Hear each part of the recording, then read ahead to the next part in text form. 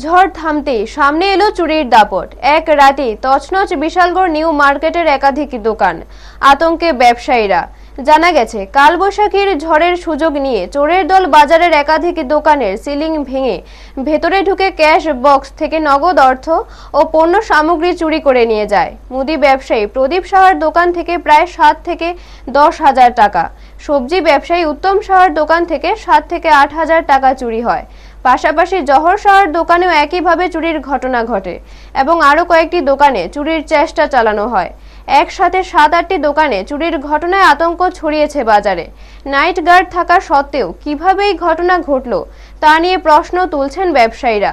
তাদের অভিযোগ, অপর্যাপ্ত নিরাপত্তা ব্যবস্থার কারণেই এই পরিস্থিতি তৈরি হয়েছে।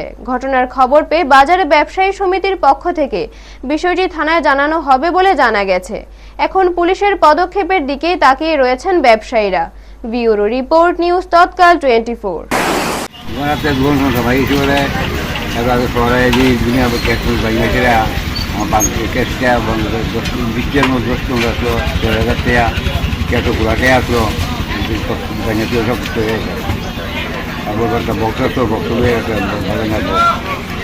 এটা কোন বাজার? এটা কোন বাজার? এই দোকানের মালিকের নাম কি? এ কিসের দোকান? মোট কত টাকা নিছে? 500 টাকা নিছে। নাইট গার্ড ছিল না বাজারে? আপনার রাখি না, দোকানদার নাইট গার্ড আনছি। আপনি কখন জানতে পারছেন? সকালে না? দোকানের গালগালাতে চুরি হয়েছে।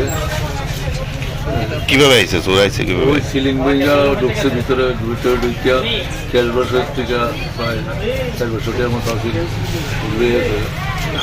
কয়টা দোকান হয়েছে বিশাল বাজারে? 5-6টা দোকানের মধ্যে হয়েছে। এটা কোন বাজার? আমরা নিউ মার্কেট। এর আগে হয়েছে নি এরকম চুরি? এইরকম চুরি হইলেও কম হয়েছে, কিন্তু কালকা একদম বেশি হয়েছে। এই নাইট গার্ড আসলো নি বাজারে? নাইট গার্ড কালকা মনে হয়েছে না। হ্যাঁ, দেখছি না কালকা।